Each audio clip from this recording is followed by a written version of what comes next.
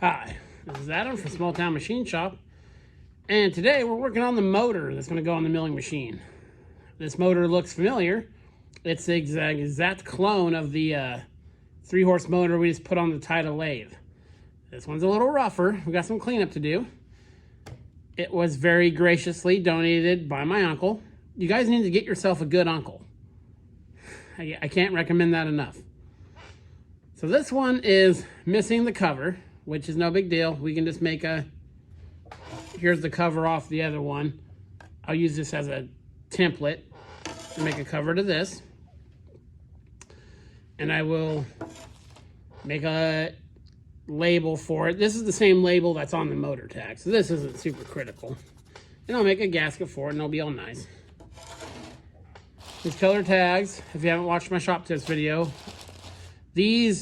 on these old motors, let me zoom in. Some of these numbers are very, very hard to read. Once I start messing with them, I may only have one chance to read them. So I've looked at how it's wired in. It's wired for high voltage. So I can see, if I can see one or two of the wires, I can guess what the third one is if need be. I'm going to mark them with these. It'll be a different color. I have 6 or 7 different colors here. I'll put them back here. And then I'll take a label maker and put a tag in here that says, wire 2 is blue, wire, 5 is green, and whatnot. That way, if I ever have to get into it again, in case these get destroyed. And I prefer doing that than using those little sticky labels. I just haven't had much luck with those. We got to pull a lot of this out and do a lot of cleaning in here. Then we're probably going to pull this cover is missing a bunch of bolts, so we'll take it off and we'll do some cleaning, and we might pull the end bells off. We'll see. But step 1 is going to be doing some cleaning in here. So I will show you that part real quick. I'll bring you back.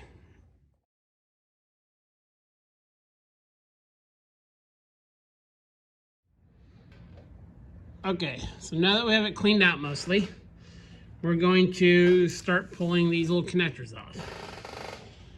This one here, let's see, there's a 5, and this is one of the incoming leads. So if we look at the chart here, for high voltage, should be 5 and 4 going to L2. So anyway, I can see the 4. Let's get this clip off there. This clip looks a little oddly melted, so be mindful of that. 5.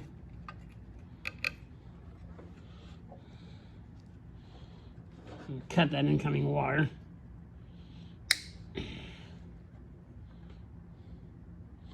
Yes, it is 4. So we're going to take a yellow zip tie.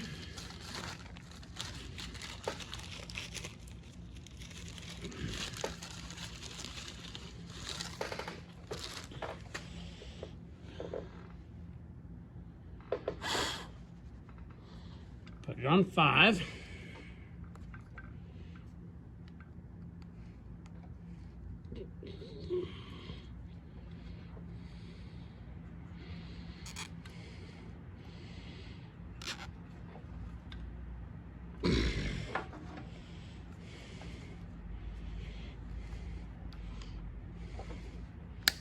These colored zip ties come in handy so many times. So on a piece of paper, we'll write yellow equals 5. When you're disassembling something, like when I'm taking apart pump motors on a job site, I use these to mark the stuff for rotation. They're so handy. So now we'll put this one on 4.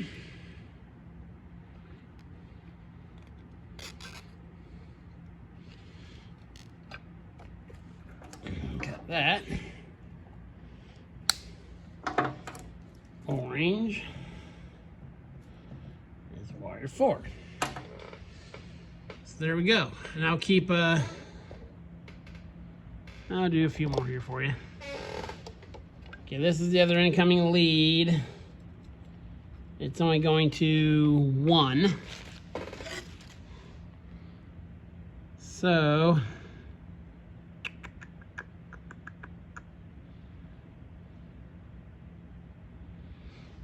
this should be 2, 3, and 8. Right here. See a 3. I think I see a 2 and an 8. Okay, so this is number 1. See on the high voltage right there, there's number 1. 8, 2, and 3 are linked, but 1, you know, jumps over it right there. So,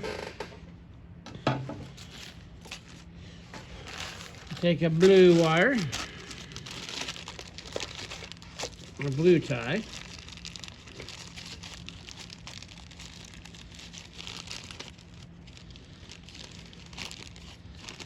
And get one out here. Put that on wire 1.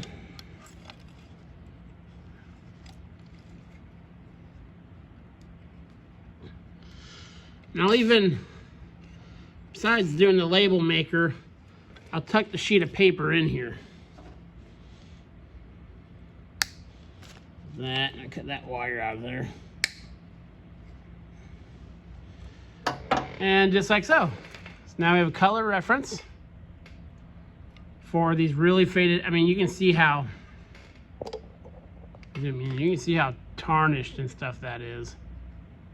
Trying to decipher these sometimes can be a challenge, and I'll show you in an upcoming video on a 3-phase motor. If the tags are missing, how to chase them out. It takes some time, but it can be done.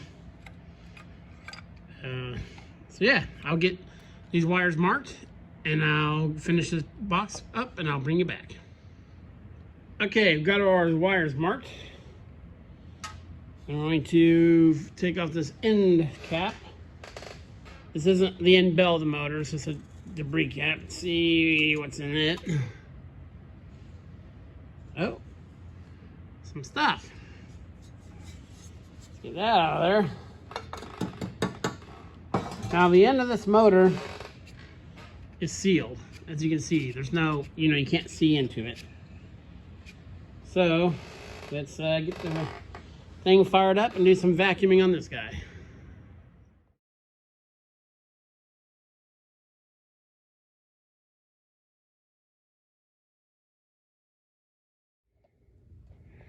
Okay, so we got the motor mostly cleaned up, looking much better. I took this over to the bench and used a hammer. This is just a protective shroud for the fans.